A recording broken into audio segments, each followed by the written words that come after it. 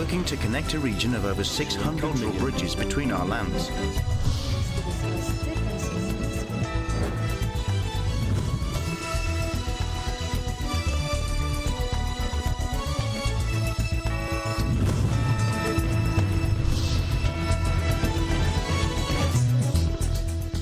Good evening, I'm Alma Angeles. You're watching ASEAN in Focus. On tonight's headlines.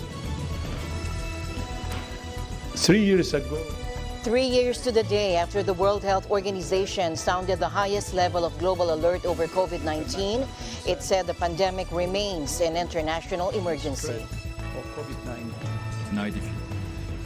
And the global economy is poised to slow this year before rebounding next year.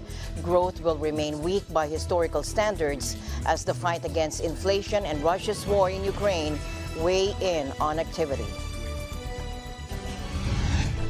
President Bongbong Marcos Jr. visited the wake of Julebi Ranara, the OFW who was brutally murdered in Kuwait, and promised aid.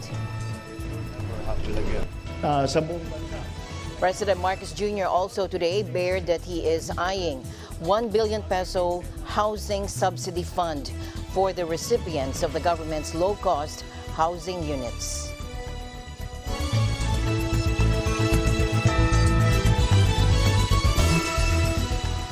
And we're going to begin tonight on the news on the pandemic. The World Health Organization is keeping its international alarm at its highest level. Let's listen in. 3 years ago today, I declared public health emergency of international concern over the global spread of COVID-19, the highest level of alarm under the international health regulations, and for the moment, the only level of alarm. The committee has advised me that, in its view, COVID-19 remains a global health emergency, and I agree. As we enter the 4th year of the pandemic, there is no doubt we're in a far better situation now than we were a year ago. But since the beginning of December, weekly reported deaths have been rising. In the past 8 weeks, more than 170,000 people have lost their lives to COVID-19. And that's just the reported deaths. We know the actual number is much higher. We can't control the virus, but we can do more to address the vulnerabilities in populations and health systems. Now, that was Dr. Tedros, the Director General of the WHO. Weekly death rates had dropped from more than 70,000 per week at the start of 2022 to below 10,000 in October, but they began swiftly rising again in early December, driven especially by a dramatic outbreak in China after Beijing lifted its tight COVID restrictions. Now, this decision came as the International Federation of Red Cross warned that the world remained dangerously unprepared for the next crisis. Take a look. The COVID-19 pandemic should be a wake-up call for the global community to prepare now for the next health crisis that, according to IFRC Secretary General Jagan Champagan, the next pandemic could be just around the corner, he warned. And he said if the experience of COVID-19 won't quicken our steps toward preparedness, what will? It said countries needed to be prepared for multiple hazards, not just one. They also said societies only become truly resilient through planning for different types of disaster as they can occur simultaneously. The IFRC called for the development of pandemic response products that are cheaper and easier to store and administer. The global economy is poised to slow this year before rebounding next. Growth will remain weak by historical standards as the fight against inflation and Russia's war in Ukraine weigh on activity, that according to the IMF. Let's listen in. If you're in Europe, the global economy is expected to slow this year before rebounding next year.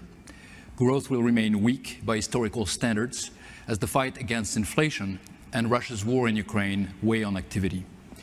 Despite these headwinds, the outlook is less gloomy than in our October forecast and could represent a turning point, with growth bottoming out and inflation declining. Economic growth proved surprisingly resilient in the third quarter of last year, with strong labor market, robust private demand, and better than expected adaptation to the energy crisis in Europe. Inflation, too, showed improvement, with overall measures now decreasing in most places, even if core inflation, which excludes more volatile energy and food prices, has yet to peak in many countries. China's sudden reopening paves the way for a rapid rebound in activity. And global financial conditions have improved as inflation pressures started to abate. This and the weakening of the US dollar from its November high provided some relief to emerging and developing economies. Accordingly, we have slightly increased our 2022 and 2023 growth forecasts.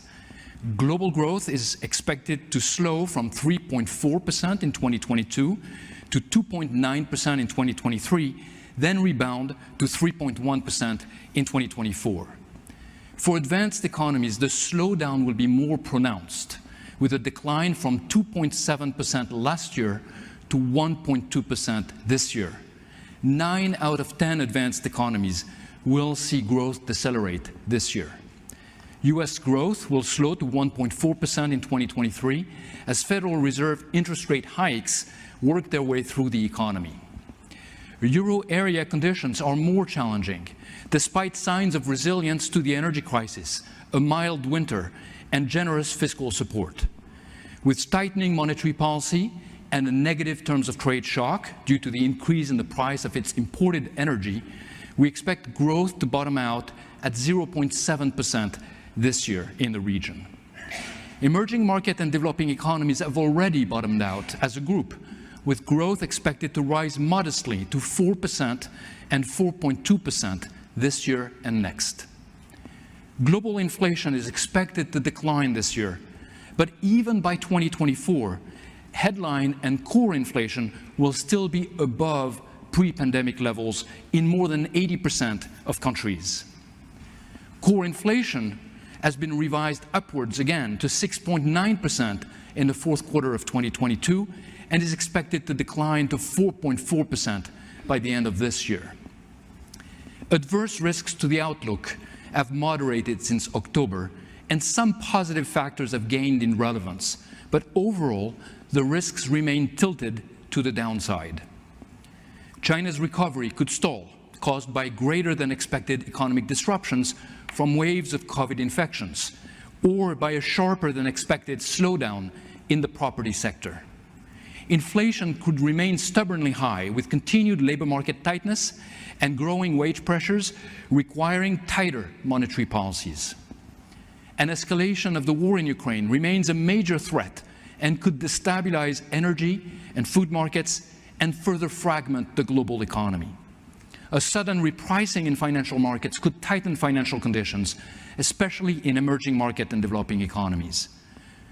On the upside, strong household balance sheets and solid wage growth could help sustain private demand, although these may potentially complicate the fight against inflation.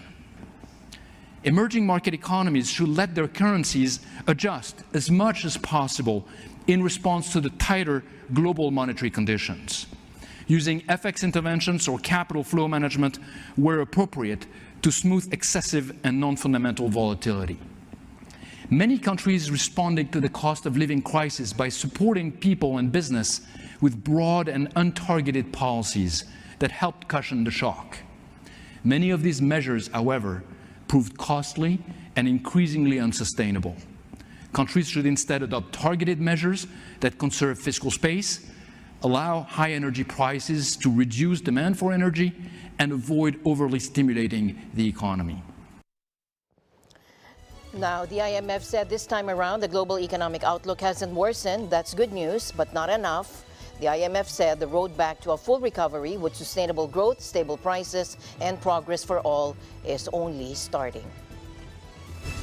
And the war in Ukraine is one thing that is affecting growth, global growth. And here we see footage showing the moment the Ukrainian city of Kherson was hit by a Russian artillery. According to the Ukrainian President Volodymyr Zelensky, the strikes in the southern city left at least 3 people dead. Let's take a look.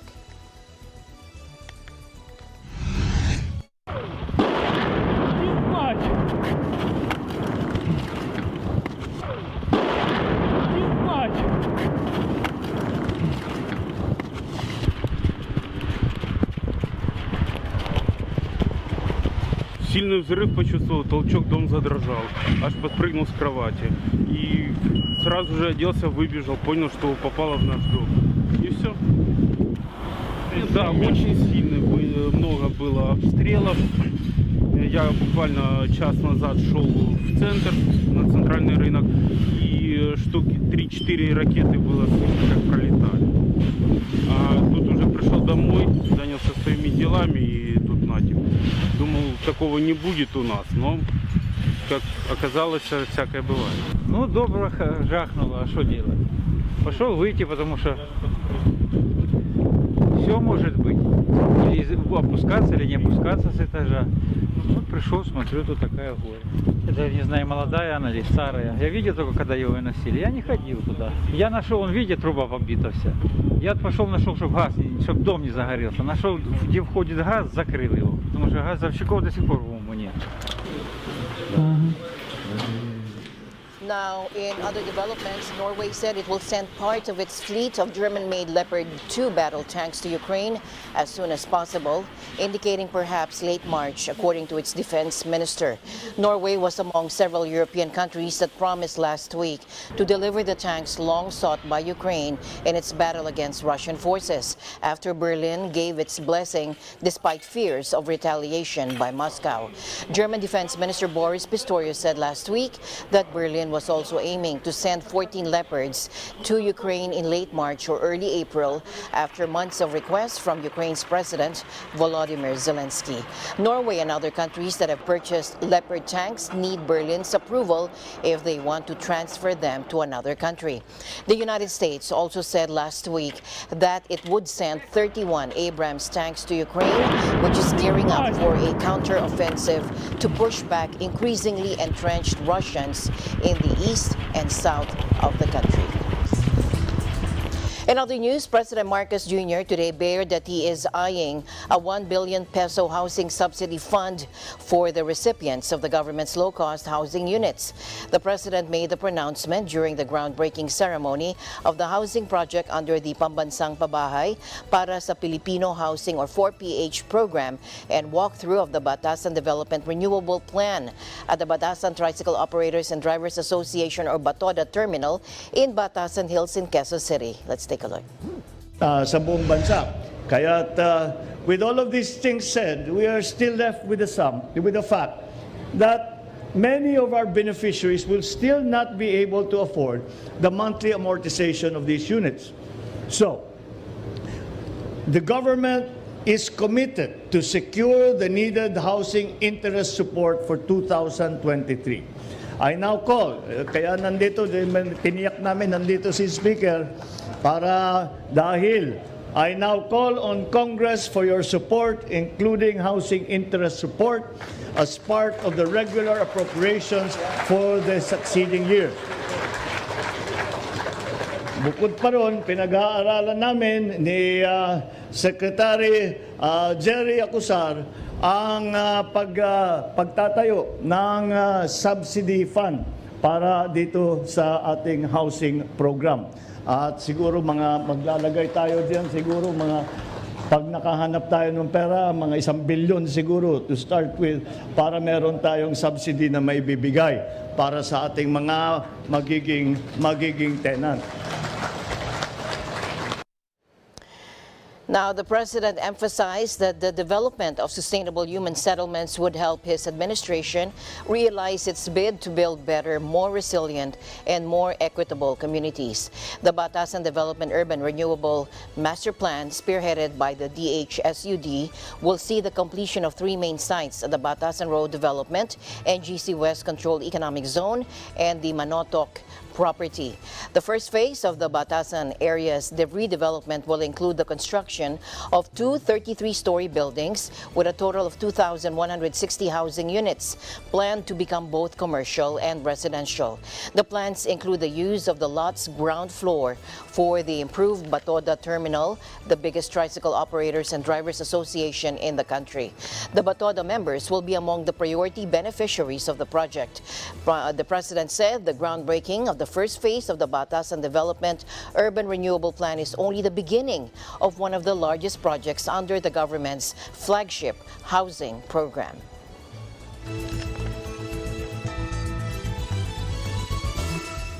Meanwhile, President Bongbong Marcos Jr. also visited the wake of Jollibee Ranara, the OFW, who was brutally murdered in Kuwait. The president said he wants to know if there are weaknesses in the labor agreement between the Philippines and Kuwait. Hence, bilateral meetings have been set. Let's listen in. Kaya sinabi ko, nawala na yung anak ninyo. Kami na lang ang tutupad ng pangarap ninyo. So, lahat ng assistance na pwede namin ibibigay namin. That was what I assured them. And together with the Congresswoman here and Senator Mark Villar, and the Secretary Tuts Ople, we have assured the family that we will attend to all their needs. Nabigay na yata yung death benefit na galing sa OWA. Meron kaming hinahanda na scholarship. Maliliit pa yung mga bata, yung panganay na is 13. So basta't para makapag-aral ng mabuti at lahat pa ng ibang benepisyo, yung insurance na ibabayad ay pinapalo up na namin. We are also scheduling bilateral meetings with Kuwait to look at the agreement that we have, to see if there are any weaknesses in the agreement that allowed this to happen, and to make sure that those weaknesses are remedied so that the agreement is stronger and will be more supportive of our workers, and furthermore that we hope this will never happen again to any one of our countrymen. Now, the president went straight to Ranara's wake after attending the presentation of the 2023 Basic Education Report at the Sofitel Hotel and the Philippine Development Plan 2023-2028 Forum at the Philippine International Convention Center, both in Pasay City. He was joined by the Department of Migrant Workers Secretary Susan Ople, Las Piñas Representative Camille Villar Genuino, and Senator Mark Villar. President Marcos said Ranara's retirement and death benefits have been turned over by the Overseas Workers Welfare Administration to her family. He also said the OWA has also extended burial assistance and support her for children's educational needs. Ranara's burned body was found in a desert in Kuwait last week. The suspect, the 17-year-old son of Ranara's employers, is now in the custody of Kuwaiti authorities. Ranara's body was brought home last Friday. In tonight's other news, U.S. Secretary of State Antony Blinken called Monday for urgent steps to calm the spiraling violence in the Israeli-Palestinian conflict after high-level talks in Jerusalem.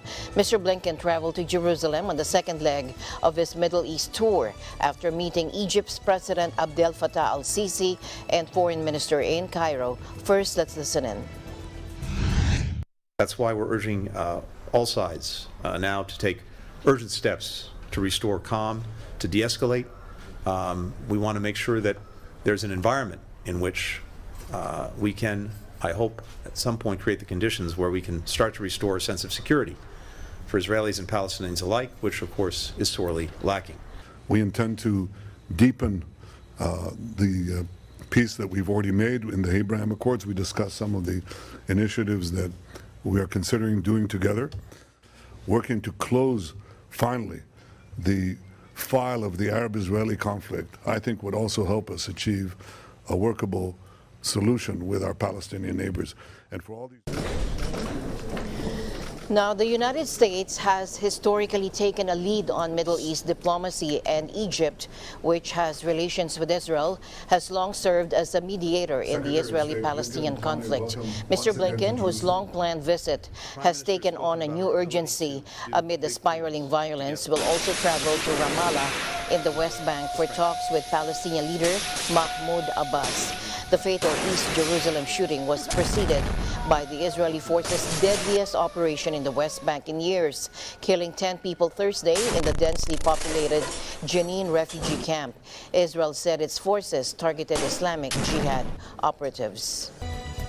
In tonight's other news, a runaway tiger that escaped from a private property in Johannesburg was recaptured hours after it was spotted roaming the area. Take a look.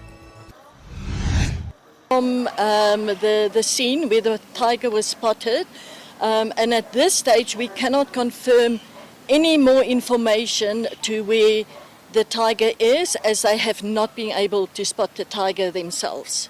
We got all the security companies are out there, and for people just to be vigilant and perhaps stay indoors, keep their animals safe. It has been sedated, it's been taken to a safe sanctuary.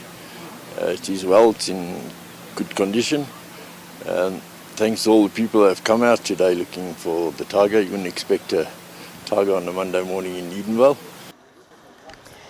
It wasn't immediately clear who the big cat belonged to and exactly where it had escaped from. Security cameras footage circulating on social media showed the tiger, believed to be a 9-month-old female, roaming around a parked car in what appeared to be the backyard of a house in the early hours of the morning. Tigers aren't native to South Africa, but there are no laws banning owning them as pets. Rearing the big cats has become a flourishing industry in the country, where they are kept as pets or bred for commercial export. A report by animal rights charity 4 Paws said 452 live tigers and tiger parts were exported from South Africa from 2011 to 2020. It also said the top buyers of live tigers, which are an endangered species, included China, Thailand, and Vietnam, where there is high demand for tiger parts used in traditional medicine and luxury items. In other news, on January 30, nearly 40 American volunteers arrived in the Philippines to resume the U.S. Peace Corps work in the sectors of education, youth development, and coastal resource management for the benefit of communities across Luzon and Visayas. Take a look. At the invitation of the Philippine government, the volunteers will fulfill a range of roles requested by host communities for the coming 27 months. These roles include co-teaching English in public elementary and secondary schools, serving as youth development facilitators in the Department of Social Welfare and Development accredited organizations and residential shelters, and supporting local governments in establishing marine protected areas and implementing coastal resource management plans. The U.S. Peace Corps suspended its global operations and repatriated American volunteers from more than 60 countries, including from the Philippines, in March 2020 due to the pandemic. Additional volunteers will arrive in the Philippines in May, August, and September as the U.S. Peace Corps ramps back up its operations this year. Finally, in our news, with an abundance of tasty choices, Asian food remains a consistent and reliable option for many. In Panama, California, Eva Basalyaje surveys which culinary delights are the go-to choice when it comes to Asian eats. Take a look. What is your go-to Asian food? Piggy duck. It's very tasty, you know. They have the wrap and the vegetable and the sauce. I really like takoyaki. It's a Japanese food. It's like a finger food. Little balls of octopus meat, like kind of enveloped in a pancake mix. I would say my favorite Asian food is probably sushi. It's kind of more basic. There's just so many different kinds of it, so I think it could appeal to a lot of people. Noodles. I know, right? There's so many. You gotta just eat it, and you know why Asian food is I think my favorite Asian food is bulgogi. I absolutely love it. I mean, flavorful, savory. You can actually just have it with rice, and it's just so delicious. Pancit, adobo, sinigang, sisig, ramen, and sushi, and yakitori, kebabs. There's something about Asian cuisine that's just, it's very powerful. Like the flavors are so strong and bold. I like a lot of other cuisines too, but for just some reason, when I have like Japanese food, Chinese food, and Asian food in general, the flavors are so powerful. Some of the best flavors I've ever had. There's just something about that flavor that has me hooked. But I like ramen. I just like it. I just tasted it one time and ooh, so good. I love to order taiyaki, which is octopus ball, and to go with it, you can't go wrong with milk tea boba. Any boba drink. It's one of the best food, in my opinion, over any other culture's food. I love Asian food.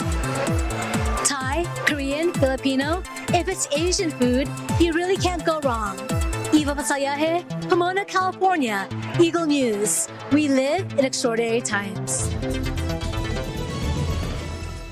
Thanks, Eva. As my usual habit, I'd like to end the day on a positive note.